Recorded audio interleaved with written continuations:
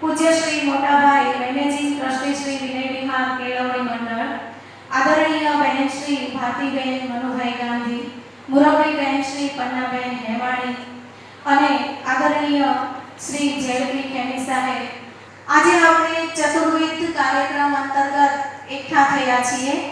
સૌપ્રથમ જનસેવા એ જ પ્રભુ સેવામાં માનનારા સ્વર્ગસ્થ રસિકદાદા એટલે કે પૂજ્ય બાપુ કાકાની પ્રતિમાનું અનાવરણ છે એ કાર્યક્રમ સંપન્ન થઈ ચૂક્યો છે અને એમનું અનાવરણ છે એ માનનીય શ્રી મનુભાઈ ગાંધી, મુરબ્બી શ્રી પન્નાબેન હેમાણી અને મુરબ્બી શ્રી છે કિશોરભાઈ હેમાણી દ્વારા થયું છે. તો એ કાર્યક્રમ સંપન્ન થઈ ચૂક્યો છે.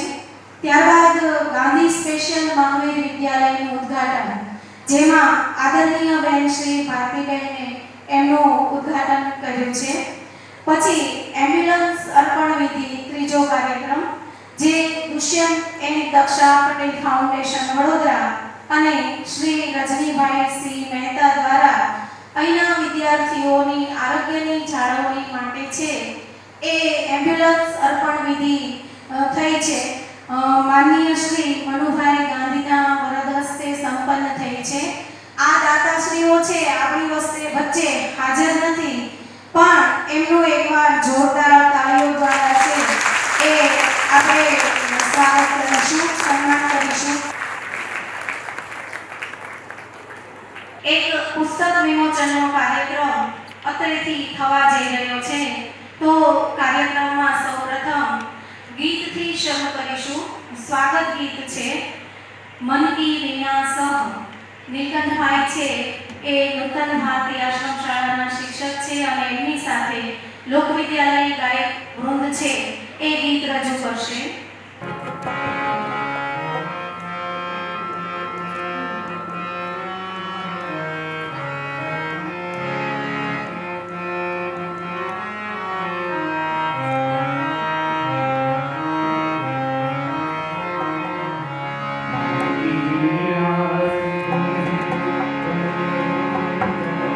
Swagatam, swagatam, swagatam,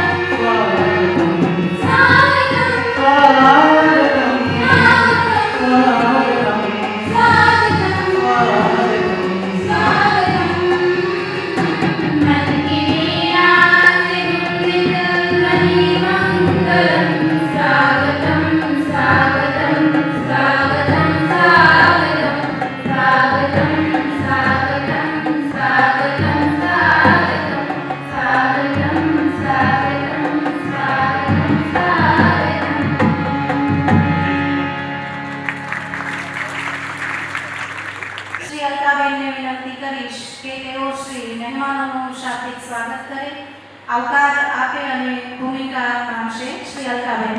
નમસ્કાર બધાની અંદર બેઠેલા પરમાત્માને. આજે અવડવ હતી કે હિન્દી બોલવું કે ગુજરાતી બોલવું, પણ અંતે નક્કી થયું કે બધા ગુજરાતીમાં વાત કરીશું. અહીંયા ઉપસ્થિત આદરણીય શ્રી સોમભાઈ ત્યાગીજી, ભારતીબેન ગાંધી, પૂજ્ય શ્રી મનુભાઈ ગાંધી, આદરણીય પન્નાબેન,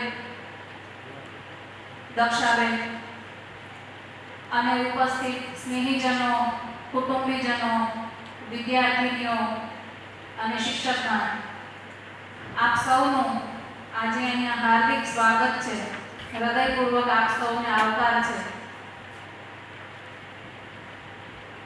મારા ભાગે આવ્યું છે આજે પરિચય આપવા માટેનો. સૌથી પહેલા અધ્યક્ષ સ્થાને સોમભાઈ ત્યાગીજી, એમનો પરિચય શબ્દોમાં નહીં આપી શકાય.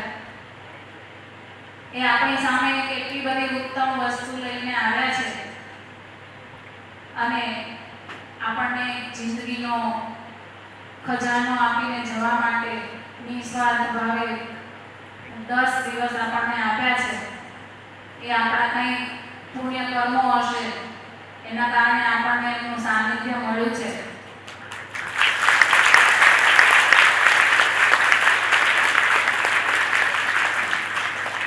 અહીંયા જે બાળાઓ બેઠેલી દેખાય છે, પાછળ થોડા શિબિરાર્થી ભાઈઓ બહારથી પણ આવ્યા છે, બહેનો પણ આવ્યા છે. એ લોકો બહુ મોટું ભાથું બાંધી રહ્યા છે. અહીંથી એ જીવન વિદ્યા એક એવી વસ્તુ છે કે જે જ્ઞાનનો પ્રકાશ કરશે અને એના માટે એ આશાવાદ પર સોમભાઈએ એમનું જીવન આપી દીધું છે. સોમભાઈના ધર્મપત્ની એમની પાછળ પડછાયાના રૂપે છે અને એમણે ઘરેથી સહર્ષ સંમતિ આપેલી છે અને એ ઈશ્વરે એમને આ કાર્ય માટે જ સર્જન કર્યું હોય એટલું બધું એમણે 24 કલાકની એક એક ક્ષણ આની અંદર આપેલી છે. જીવન વિદ્યાનો કન્ટેન્ટ જીવવું કેવી રીતે અને કેવી રીતે એને જીવનમાં અપ્લાય કરવું, પણ મારા કરતાં સારી રીતે સુરેશભાઈ આપને સમજાવી શકશે.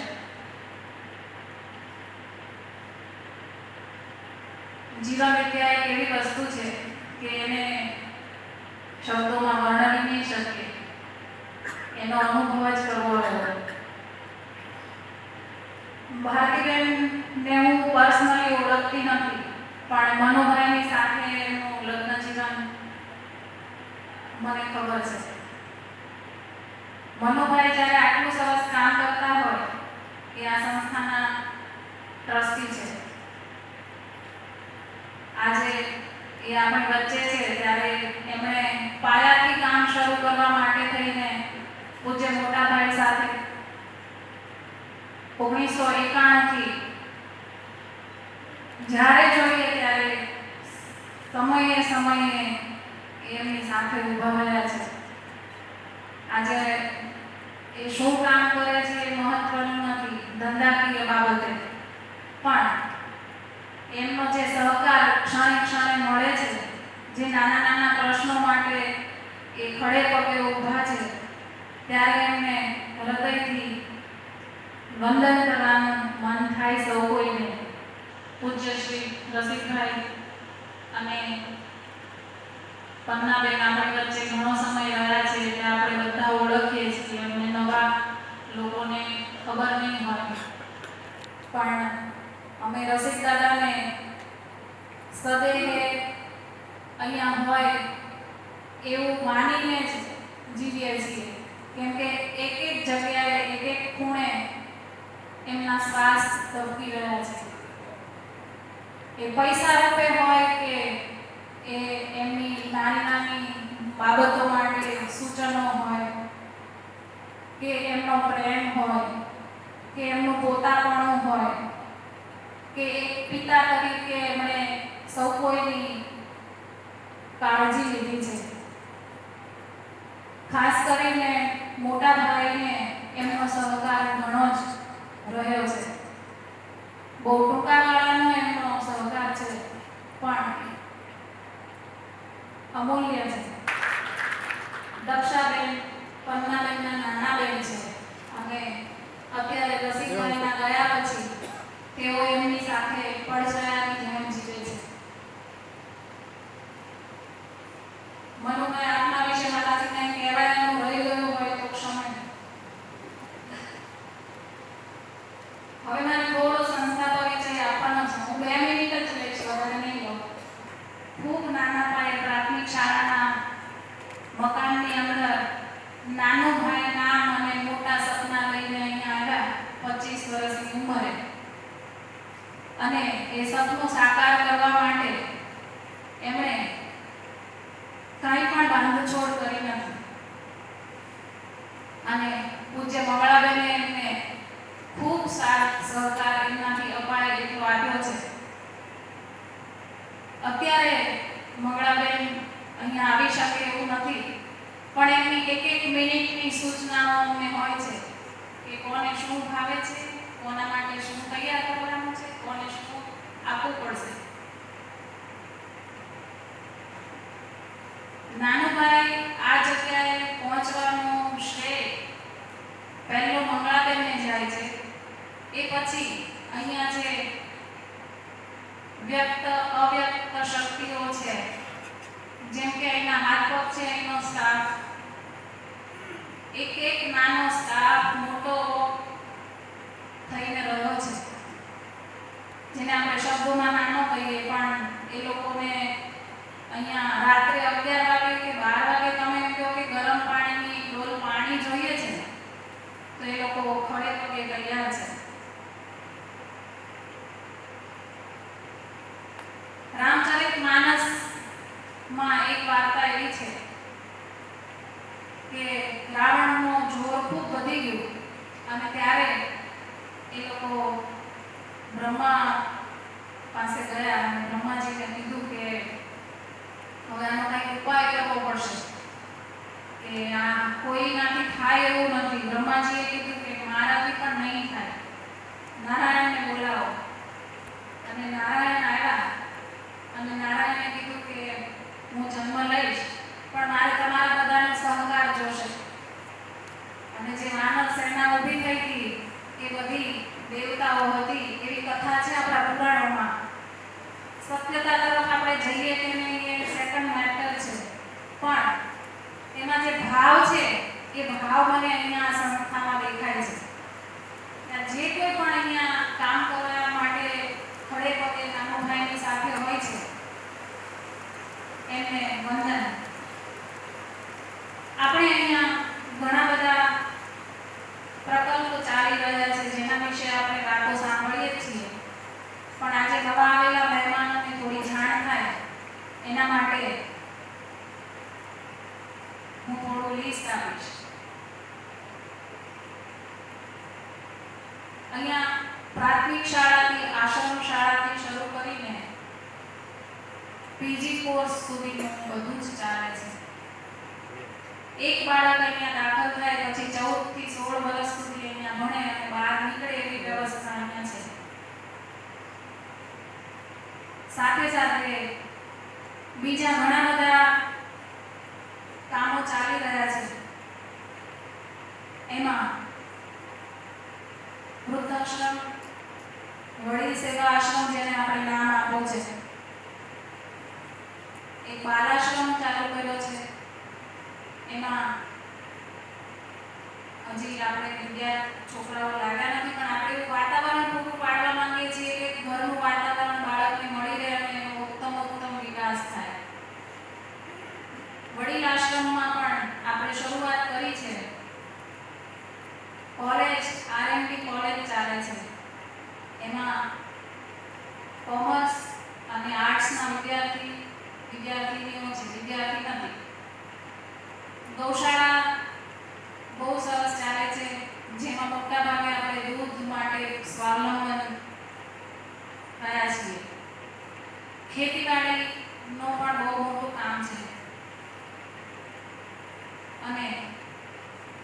વિદ્યાર્થીઓનો સર્વાંગી વિકાસ થાય એના માટે જીમ પણ તૈયાર કર્યું છે અને ડીએલએસએસ કરીને ખેલકૂદ માટે થઈને અહીંયા આપણે કોર્સ ચાલે છે બાસ્કેટબોલ, હેન્ડબોલ, હોકી, જેમાં વિદ્યાર્થીઓ ભાગ લે પૂરા ગુજરાતમાંથી આવે છે અને શિક્ષણ સાથે બધું મળી રહે છે અહીંયા અને એમાં એ લોકો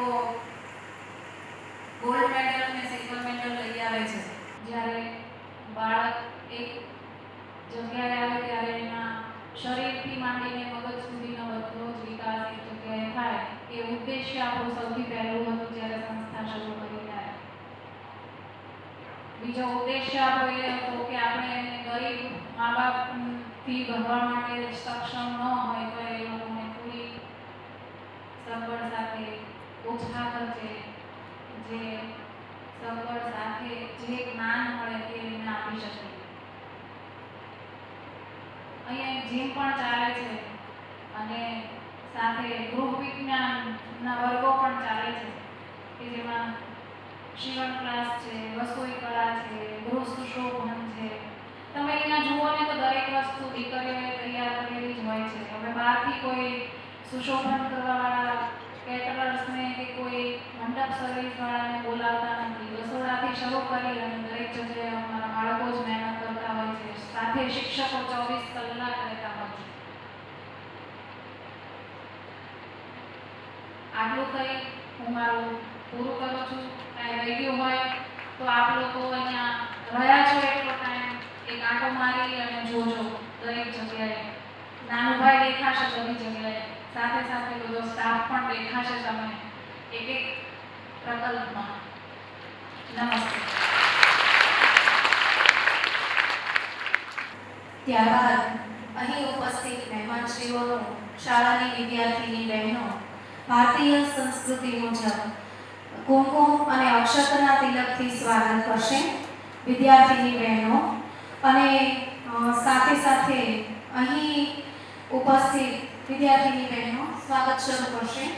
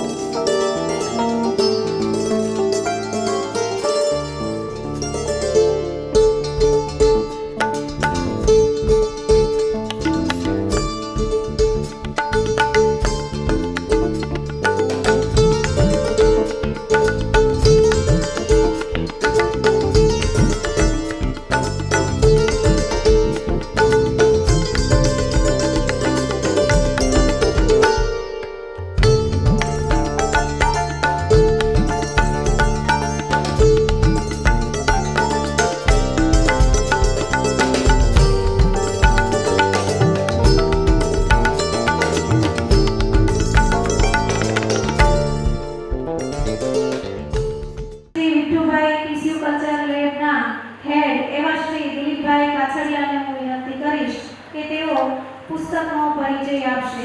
આજની સભાના અધ્યક્ષ મહોદય શ્રી જીવન વિદ્યા શિબિરના પરિચય, શિબિરના મુખ્ય પ્રબોધક અને છત્તીસગઢથી આપ સૌની નિશ્રામાં પધારેલ સોમભાઈ જાનીજી, કર્મવીર ગાંધી એવા આદરણીય શ્રી મનુભાઈ, ભારતીબેન ગાંધી, પન્નાબેન અને પોતાનો કિંમતી સમય કાઢી લોકવિદ્યાલયનું કામ ખાતર પધારેલ સર્વે મહેમાનોનું હાર્દિક સ્વાગત છે. મિત્રો, બે શબ્દો પીરસવા જઈ રહ્યો છો એવા કર્મવીર, દાનવીર રસિકલાલ હેમાણી, ગુલામનું નામ બાપુ કાકા, 23 જૂન 1934 રોજ સૌરાષ્ટ્રના દરિયાકાંઠાના રાજુલામાં જેમણે જન્મ લીધો પિતા નાગરદાસ અને માતા શાંતાબેન ની ગોદમાં ઉછરી અને માત્ર મેટ્રિક પાસ, મસ્ત મોટું શિક્ષણ લઈ અને આગળ વધે એવું નહીં, માત્ર મેટ્રિક પાસ. હવે એ વખતનું 10-11 ધોરણ કહેવાતું, એ પણ નાપાસના સર્ટિફિકેટ સાથે. મેટ્રિક પાસ પણ નાપાસના સર્ટિફિકેટ સાથે. ભાવનગરમાં અભ્યાસ દરમિયાન એમણે પુસ્તકો વેચી ગુજરાન ચલાવ્યું. આવી રીતે સ્ટ્રગલ કરતા કરતા કોલકાતામાં એમણે 12 વર્ષ વિતાવ્યા. એ પછી કાંતિલાલ શાહ સાથે જોડાઈ અને વેપારમાં પુષ્કળ આગળ વધ્યા. જે આપણે સુગંધિત દ્રવ્યો ફ્રેગ્રન્સ વાપરીએ છીએ એ વેપારમાં પુષ્કળ આગળ વધ્યા. 1965માં મુંબઈ સ્થિત કેલ્કર કંપનીમાં સહભાગી બન્યા પછી એમની ગાડી ખૂબ પાટ દોડવા લાગી. એની પાછળનું એકમાત્ર કારણ હતું ખમીર અને ખુદદારી. કઠોર પરિશ્રમ માટે ક્યારેય કોમ્પ્રોમાઇઝ કર્યું નહીં.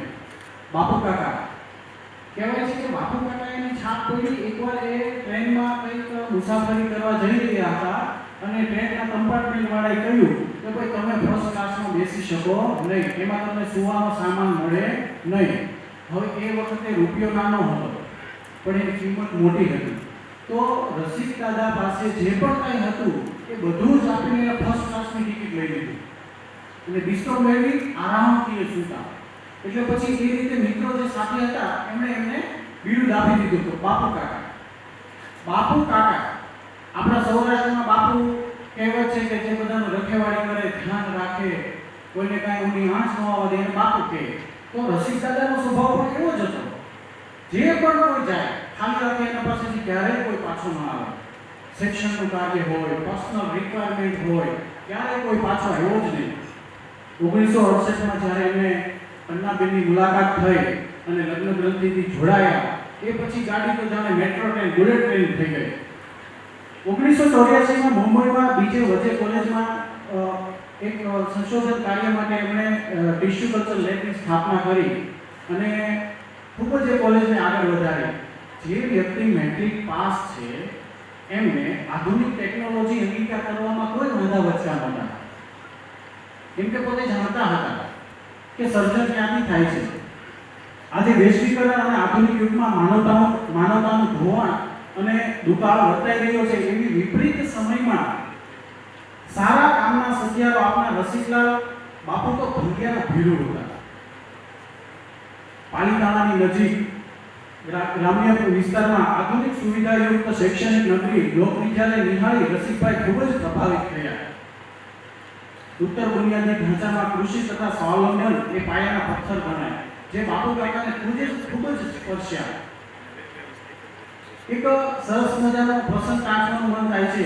જ્યારે પરમ સખા એન્ડ્રુસનું નિધન થયું ત્યારે ભાવાંજલિ આપવા વખતે રવિન્દ્રનાથ ટાગોરે કહ્યું હતું કે એક દિવસ કોણ જાણે ક્યાંથી એ અજાણ આત્મા અચાનક આવ્યા અને મારી ઉપર એમનો વેડીનો કળશ ઢોળાયો. ઈશ્વરે માગ્યા વિના આપેલો એ અદ્ભુત ઉપહાર હતો. આવો જ ઉપહાર આજથી 10 વર્ષ પહેલા લોક વિદ્યાલય ઉપર ઢોળાયો અને પૂજ્ય મોટા ભાઈને રસિક દાદાનો મિલાપ થયો. પછી શું બેવું બળ્યા અને માથે બળ્યા શિક્ષણના કાળા નામને નાખ્યો અને આપ જે આ કેળવણીનું શિક્ષણનું અહીંયા જે પ્રકલ્પ જોઈ રહ્યા છો એ અત્યારે ચરિતાર્થ છે. રસિકભાઈનું જીવન પ્રવાહ અસ્તમિત રહેલું જેમ કે ટેનિસરનું ઝરણું હોય, એક સુગંધિત ઝરણું. જીવનની સ્ટ્રગલ દરમિયાન એમણે સતત પોતાની સુવાસ ફેલાવી. જે પણ કાંઈ હતું તે બીજાને આપ્યું. રસિકભાઈ બાપુ કાકાએ સૌરાષ્ટ્રમાંથી કારકિર્દી શરૂ કરી અને દેશના પાટનગર દિલ્હીમાં વર્ષો સુધી ધૂણી દર્શાવી અને વેપારમાં વાવતા છેક વિદેશ સુધી પહોંચાડ્યા. મેટ્રિક પાસ વ્યક્તિ સખત પરિશ્રમ અને ઉદ્યમથી ક્યાં પહોંચી શકે એનું એકમાત્ર ઉદાહરણ આપણે આજે ટિશ્યુ કલ્ચર લેબથી એમના મૂર્તિનું અનાવરણ કર્યું તે અમને હંમેશ પ્રેરણા આપશે. અભ્યાસ કરતા બાળકો, સ્ટાફગણ સર્વેને પ્રેરણા આપશે. સંસ્થાની નાની મોટી ભૌતિક જરૂરિયાતો જેવી કે સોલાર સિસ્ટમ, ટ્રેક્ટર ઉપરાંત આવાસીય યોજના, વર્ગખંડો હોય કે પછી સંસ્થાની દિવાલની જરૂરિયાત હોય, કોઈ બોર્ડરની સીમા બાંધવી હોય કે મોટા ભાઈ રસિક દાદા આવું નિખાલસપણે કહેતા મોટા ભાઈ દિવાલો સુરક્ષિત હોવી જોઈએ, દિવાલો બંધાવો.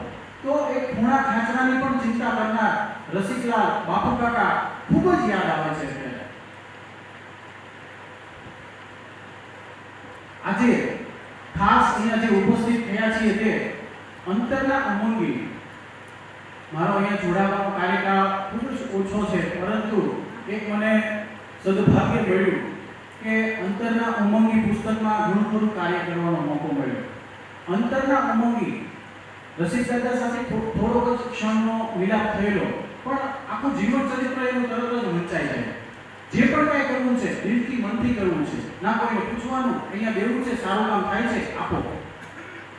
અંતરના ઉમંગી હતા, અંતરથી જ કામ કરતા હતા, પોતાના મનના રાજા હતા. અંતરના ઉમંગી પુસ્તક જે આજે વિમોચન થઈ રહ્યું છે તેમાં ઘણા નામી અનામી એમના જે ટચમાં આવેલા છે, જે શિક્ષણનો કોઈ બીજી સંસ્થાઓનો ભેખ લઈને બેઠા છે એવા doctor Nalinbhai, Ramaben, Jayshreekant Virani, doctor Manubhai Matavadiya, doctor Binaben Trivedi, doctor Munibhai Mehta જેઓ પદ્મશ્રી છે, જ્યોતિ ભટ્ટ, જીવરાજભાઈ સુતરિયા, અલકા પરેશ શિરોયા, પિનાકીભાઈ લાલસોદાગર, આ બધાએ આ અંતરના ઉમંગી પુસ્તકમાં પોતાનો અમૂલ્ય યોગદાન અને વિચારો પીરસ્યા છે. બીજું, બાપુ કાકાનું જીવન ચરિત્ર એટલું વિશાળ હતું કે દેશના જેટલા પણ નામી અનામી જે સ્ટ્રગલ કરીને આવેલા બધા સંપર્કમાં હતા. Satyapal Gupta, Rajnigandha, Ravindra Kumar, Rajiv Kumar, Ramesh Vaje, Amarnath Tandon, Gurudhwaj Saini, doctor C K. Atal, doctor Praful Shah, વિદેશોના પણ ચાહકો એમની સાથે હતા. હરમેશ ઓટોમેન્સ, રોબર્ટ વેનેલ, આશિષ પટેલ, ડાવર એન્ડ કંપની વગેરે સાથે એમનો કાર્યકાળ ખૂબ જ વધાર્યો. જ્યારે પણ રસિક દાદા લોક વિદ્યાલયના પટાંગણમાં આવતા, ભાવનગર સ્થિત એમના નિવાસસ્થાને આવતા, ત્યારે અચૂક લોક વિદ્યાલયની મુલાકાત લેતા અને એમની હંમેશ પડછાયાની જેમ રહેનાર પન્નાબેન પાળાઓની સાથે ખૂબ જ તાલમેલથી રહેતા. દિલ્હીમાં આટલી શ્રીમંતાઈ હોવા છતાં પણ એમને પાપડ અને અથાણામાં રસ, જરા પણ નાનપણ નહીં, જરા પણ મોટ પણ નહીં. આવા પન્નાબેન અને રસિક દાદાનો લોક વિદ્યાલય અંતઃકરણથી આભાર માને છે.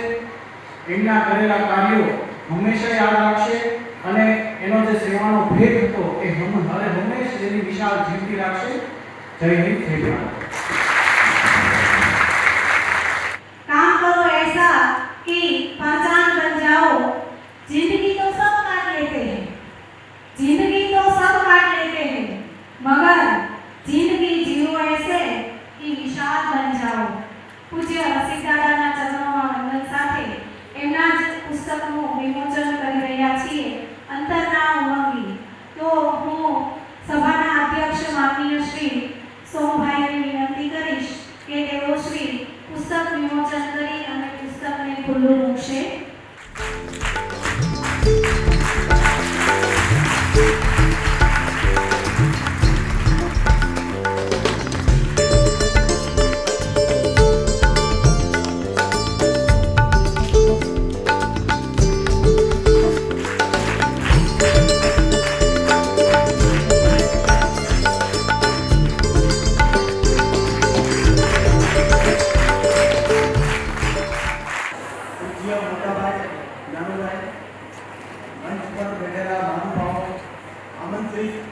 મહેમાનો, ભાઈઓ અને બહેનો, વિદ્યાર્થીઓ અને વિદ્યાર્થીઓ, ખરેખર જો તમારે સન્માન કરવું હોય મારા હિસાબે તમે અમર કર્યું એનો ખૂબ ખૂબ આભાર, પણ નાનુભાઈનો ખાસ કરવો જોઈએ. જે આ સંસ્થાના પ્રણેતા છે, જેને 60 વર્ષ સુધી આજે નાનુભાઈ અને એમના મિસિસે 60 વર્ષ સુધી આ સંસ્થાની અવિરત સેવા કરેલી છે. અને હું ઘણી સંસ્થાઓમાં જાઉં છું, પણ આ એક જ એવી સંસ્થા છે કે એક જ સંકુલની નીચે ગૌશાળા છે, પ્રાઇમરી સ્કૂલ છે, હાઈસ્કૂલ છે, વૃદ્ધાશ્રમ છે અને દરેક એક્ટિવિટી અહીંયા છે. આ સંસ્થા આપણે ગાંધીવાદના સિદ્ધાંત પર આ સંસ્થા બનાવેલી છે, જેથી શું છે કે ભવિષ્યના તમે લોકો કોઈ બી બાળકો અહીંથી એજ્યુકેશન લઈને બહાર નીકળો તો તમને આજીવિકા બી કરવી હોય તો તમે એની અંદર તમે આજીવિકા કરી શકો. અને દરેક પ્રકારનું આ સંસ્થા શિક્ષણ આપે છે. નાનુભાઈ અને એમના જેટલા સહકાર્યો છે કે જે બધા ટીચરો છે સાથે ગ્રહ માતાના બધાનો હું ખૂબ ખૂબ આભાર માનું છું. અને આ સંસ્થા ખૂબ ઉત્તરોત્તર પ્રગતિ કરે એવી સૌ અભિનંદન છું.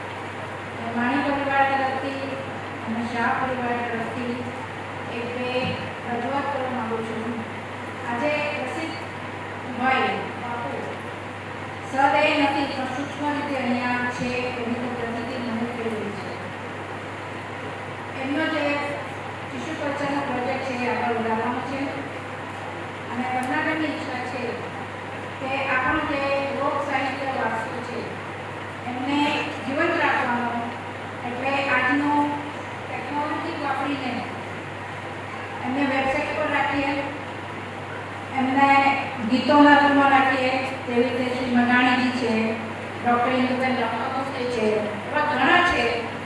ચોપડી ઘરમાં હોય અને પછી ક્યાં જાય ખબર ના પડે. આપણે જેમને વાંચવું હોય પ્રાર્થના કરું છું શુભેચ્છાઓ. હું અહીંયા ઉપસ્થિત સુરેશભાઈને કહીશ કે તેઓ 2 બોલ કહેશે. શ્રી સુરેશભાઈ. આની વાતને બે મુદ્દામાં લઈ જવું. પહેલું તો આપણો જે પ્રસંગ છે એમાં આપણે બધા જાણીએ છીએ તેમ ઉપયોગિતા અને પૂરકતાનો ઉત્તમ સમન્વય છે. પરવાજનીય નાનુભાઈ સમાજને ઉપયોગી થવાનો જે યજ્ઞ આરંભ કર્યો એમાં અહીંયા બેઠેલા ખૂબ બધા દાનીય પૂરકતાનું અદ્ભુત કામ કર્યું. જીવન વિદ્યા એ પરસ્પર ઉપયોગિતા અને પૂરકતાથી આખું અસ્તિત્વ જે સજેલું છે એને શુદ્ધ તર્કપૂર્વક સમજવાનો, પ્રસ્તાવની ભાષામાં સમજવાનો પ્રયત્ન છે. આપણી વચ્ચે જે સોમ ત્યાગીજી ઉપસ્થિત છે, અભ્યાસમાં એમણે ટેલિકોમ્યુનિકેશન એન્જિનિયરિંગમાં ગ્રેજ્યુએશન કરેલું અને સમાજ સેવાના એક ભાવ સાથે આમ તો મૂળ દિલ્હીના પણ છત્તીસગઢના બસ્તરના જંગલોમાં આદિવાસી વચ્ચે કામ કરવા પહોંચી ગયા. અહીંયા બેઠેલા ઘણા બધા લોકો સમાજ સેવાની ઘણી પ્રવૃત્તિઓ કરતા હશે. એક સામાન્ય અનુભવ એવો થાય છે કે શિક્ષણની પ્રવૃત્તિ થાય કે શિક્ષિત થયેલ વ્યક્તિ પછી કેવી રીતે બચશે એની નિશ્ચિતતા નથી આવતી. આપણો દેશ 47માં આઝાદ થયો, આપણે એન્જિનિયરો ડૉક્ટરો તૈયાર કર્યા, પણ છતાંય આપણા બ્રેક તૂટી જાય છે, રોડમાં ખાડા પડે છે અને એપેન્ડિસાઇટિસના ઓપરેશનમાં કિડની ડૉક્ટર કાઢી લે છે. તો આટલા નિપુણ નિષ્ણાંત લોકો આવી રીતે કેવી રીતે વર્તે છે? એ પ્રશ્નનો જવાબ જીવન વિદ્યાના શિબિરમાંથી મળે છે. જીવન વિદ્યા શિબિર એટલે શું? અસ્તિત્વમાં જે કંઈ જેવું રીતે સજેલું છે એને શુદ્ધ રીતે સમજવાનો તર્કબદ્ધ પ્રયત્ન. અહીંયાથી કોઈ પુસ્તકનો રેફરન્સ આપવામાં નથી આવતો, કોઈ મહાપુરુષે કીધું છે એટલે માની લો એવી વાત નથી. એક પ્રસ્તાવ મૂકવામાં આવે, શિબિરમાં જેટલા ભાગ લે એ પોતાની ખુદની તાકાતથી સ્વયંમાં નિરીક્ષણપૂર્વક એને ચકાસે. શિબિરમાં સાંજે જૂથમાં બધા બેસે અને ગોષ્ઠીના માધ્યમથી એકબીજાના દ્રષ્ટિબિંદુ સમજે. તો સ્વયં સાથેનો સંબંધ, પ્રકૃતિની ત્રણેય અવસ્થાઓ એટલે પદાર્થ, જેમ કે પાણીની વાત કરતા હતા સોમભાઈ, આપણે આપણે એમાં વધાર્યા, વનસ્પતિઓ સાથેનો સંબંધ, જીવો સાથેનો સંબંધ અને આપણું તમામ માનવો સાથેનો સંબંધ એ કોઈ ઉપદેશની જેમ નહીં, બલકે એક્ઝિસ્ટન્શિયલી અસ્તિત્વમાં કેવી રીતે છે એવો સમજવાનો પ્રયત્ન છે. સોમભાઈ અત્યાર સુધીમાં, જોકે એમનું નામ તો સોમદેવ ત્યાગી છે, ત્યાગી અટક છે, ગૃહસ્થ છે, અલ્કાબેન કહી ચૂક્યા તેમ ગૌશાળા તેથી અમે એમને ગુજરાતમાં જ્યારથી 2012થી આમંત્રણ આપવાનું શરૂ કર્યું ત્યારથી અમે નામ પાડી દીધું છે સોમભાઈ. એ બહુ ગુજરાતી કોમન નામ છે. તો 200થી વધુ વર્કશોપ આખા દેશમાં એમના થઈ ચૂક્યા છે. બધા 7-7 દિવસના વર્કશોપ હોય. વર્કશોપ સવારે 8:30થી શરૂ થાય, સાંજે 6:30 સુધી ચાલે. વચ્ચે ભજનનો થોડો વિરામ હોય.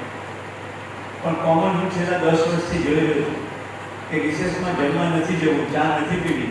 અહીંયા દીકરીઓને કહીએ કે હવે રિસેસમાં ફ્રેશ થવા તો જાઓ તો કે ફ્રેશ જ છીએ. 8મા દિવસ સુધી પણ શિબિરમાંથી ઊભા થવાનું મન ન થાય એવું વિષય વસ્તુ સોમવારથી પીરસતા રહે છે.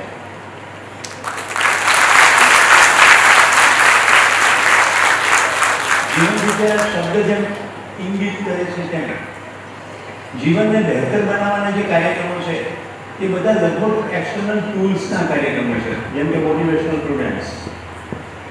અહીંયા ધ્યાન નથી, ભજન નથી, કીર્તન નથી, ફોટો નથી, સ્વયંમાં સીધું જોવાની વાત છે.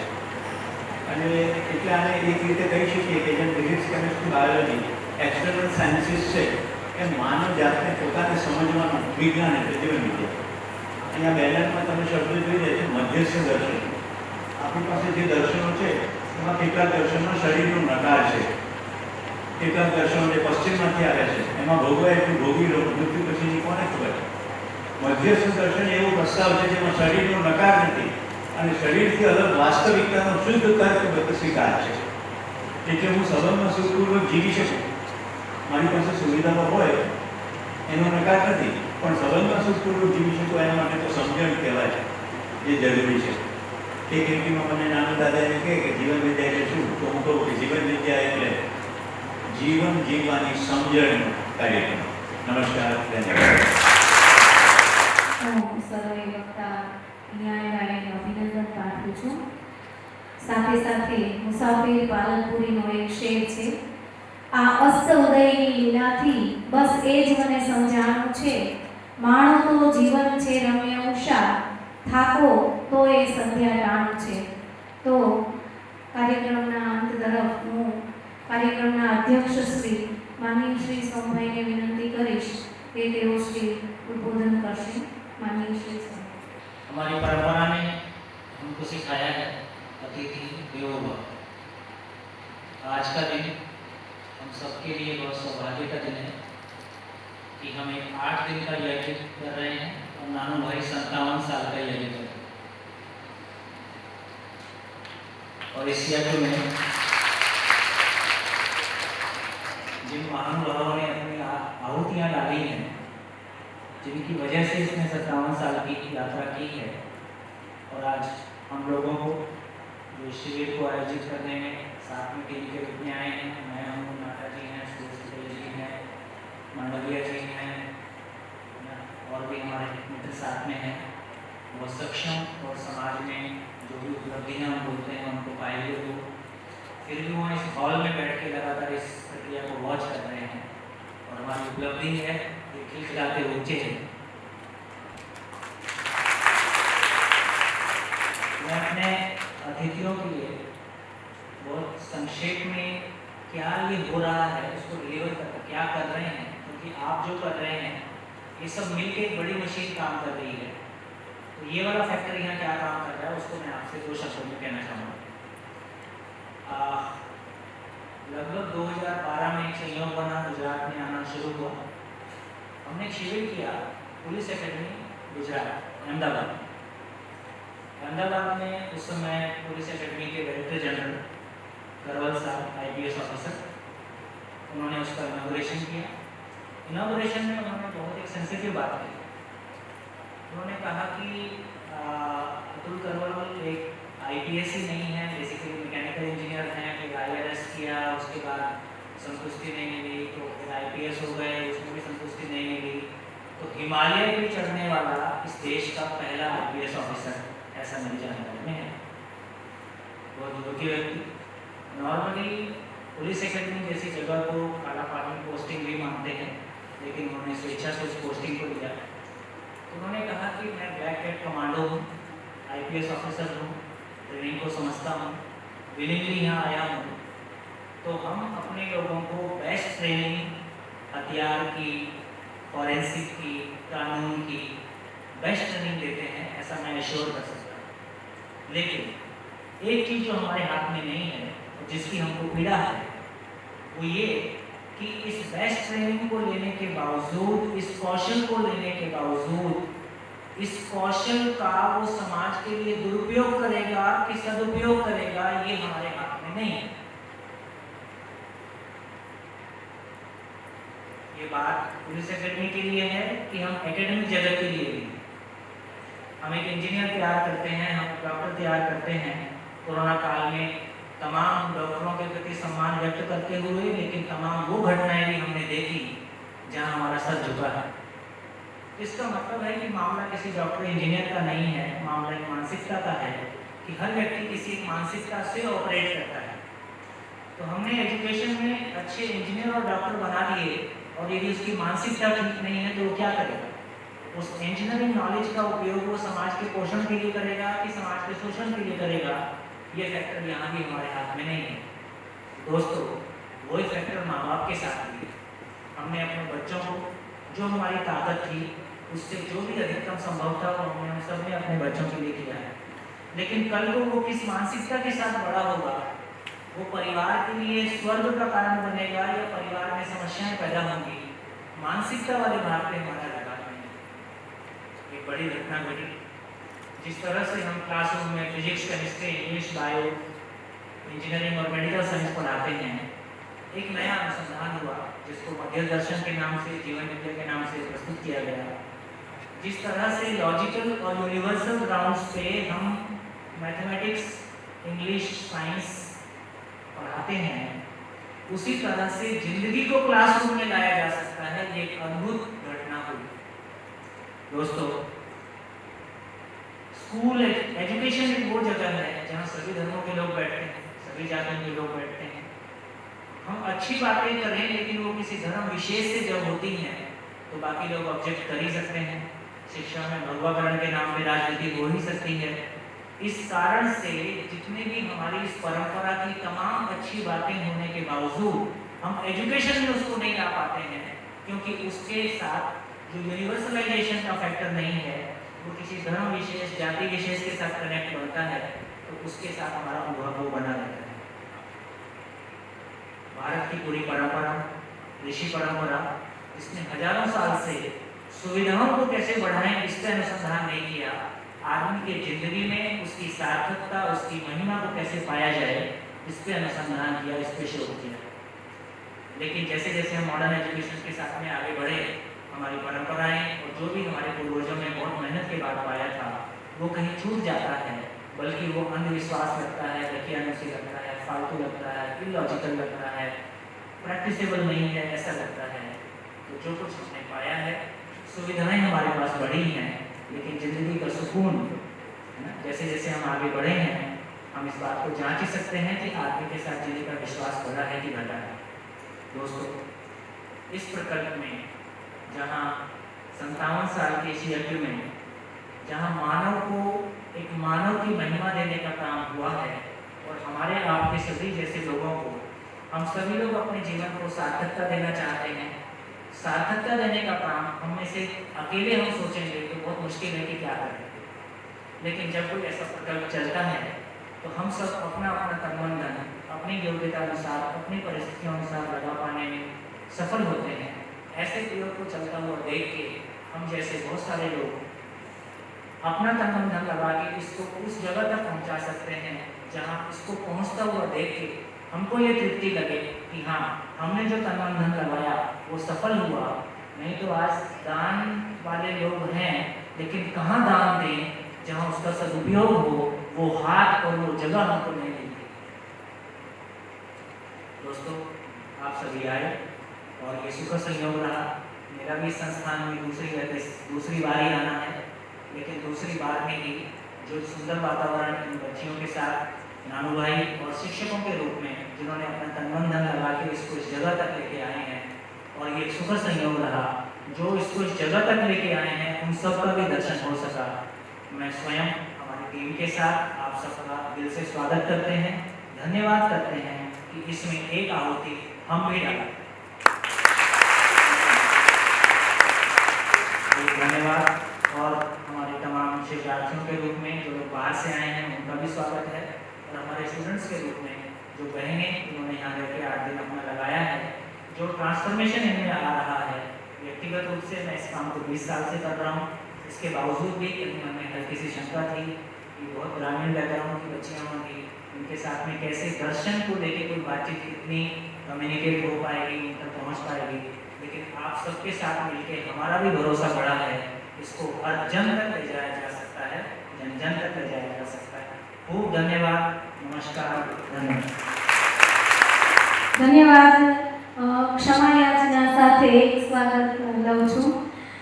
શ્રી પિનાકીભાઈ છે આપણી વચ્ચે ઉપસ્થિત થયા છે, તો એમનું પુષ્પ અર્પણ કરી અને નૂતન ભારતી ગ્રાન્ટેડ પ્રાથમિક શાળાના સાયન્સ ટીચર છે શ્રી નીલકંઠભાઈ કરશે, એ પુષ્પ અર્પણ કરી અને સ્વાગત કરશે।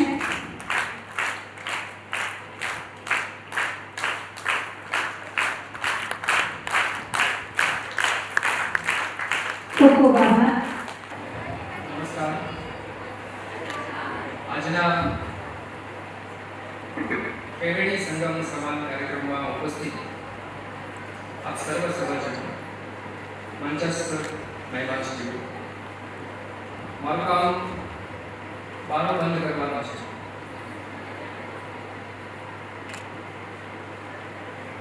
આ સંસ્થા એક આકાશની નીચે છે। સમાજ સાથે જોડાયેલી એક કેટલી બાબતોથી જે અનિવાર્ય, જે સમગ્ર મનુષ્ય જાતિ માટે આવશ્યક છે, એવી કેટલીક કામગીરીઓ કરી રહી છે. એના ઉપલક્ષ્યમાં એનો સાક્ષાત્કાર કરવા આજે પૂજ્ય બાપુ કાકા આદરણીય રસિક દાદા એમના સ્ટેચ્યુનું અનાવરણ, એમ્બ્યુલન્સ સેવાને સમાજની વચ્ચે સમર્પિત કરવાનો કાર્યક્રમ, ગાંધી સ્પેશિયલ સ્કૂલ પ્રાથમિક સ્કૂલનું માધ્યમિક સ્કૂલનું અનાવરણ, આ ત્રણેય અલગ અલગ દિશાના કાર્યો છે અને એ કાર્યો એક છત નીચે છે, એટલે કે લોક વિદ્યાલય વાડોદરાની નીચે આ કામ થઈ રહ્યું છે. આપ સર્વ આકાશમાં શોભતા તારાઓ સમાન છે. જ્યારે પણ અમને ક્યારેય અંધકાર, કોઈ મૂંઝવણ, કોઈ સમસ્યા લાગે છે, ત્યારે અમાવસ્યાના દિવસે એ અમાસના તારાઓનો જે ચળકાટ હોય છે એ આ સભ્ય સમાજનો ચળકાટ અમારી માટે એ પ્રેરક બનનારો છે અને એ પ્રેરણા અમને બાકીના દિવસોની યાત્રા કરાવતો હોય છે ને એ યાત્રા આજે 75 વર્ષથી 65 વર્ષથી સતત અવિરત ચાલતી રહે છે. આ હજુ પણ આગળ રહીને અવિરત ચાલતી રહે એ પ્રકલ્પ આપણા સૌનો છે. જવાબદારી આપણા સર્જારી છે. આ ક્ષણે આપ સૌ આપ સમય આપીને આ કાર્યક્રમને વધારવા, શોભાયમાન બની અમને એક પ્રોત્સાહન પૂરું પાડવા આવ્યા છે. જ્યારે ઝડપથી અધ્યક્ષીય સોમભાઈ ત્યાગી, મનુભાઈ ગાંધીજી, ભારતીબેન, પન્નાબેન, ટ્રસ્ટી મંડળના સદસ્યશ્રી, શૈક્ષણિક સંસ્થામાંથી આવેલા વડીલો, મુરબ્બીઓ, સંસ્થા સાથે જોડાયેલા શુભેચ્છકો, વિદ્યાર્થીઓ, વાલીઓ, અન્ય પ્રિન્ટ મીડિયા કે ઇલેક્ટ્રોનિક મીડિયા, આ જે પ્રકારનો દેખાય છે સફળતાપૂર્વક આ બધી વ્યવસ્થાઓ ગોઠવાય છે, વ્યવસ્થાને તમે સાચવનાર સૌ આ કાર્યક્રમમાં ઉપસ્થિત રહ્યા છો અને અમારી શોભાને અભિવૃદ્ધિ કરી છે. ત્યારે સંસ્થા વતી આપ સૌ હૃદયથી આભાર માનું છું. ફરી આપ સૌ પણ ક્યારે પણ આવી શકો છો અને જોડાઈ શકો છો અને અમારા સૌની માટે આનંદનો વિષય રહેશે. તો ફરી આપનો આભાર માનું છું. ધન્યવાદ. આપણો કાર્યક્રમ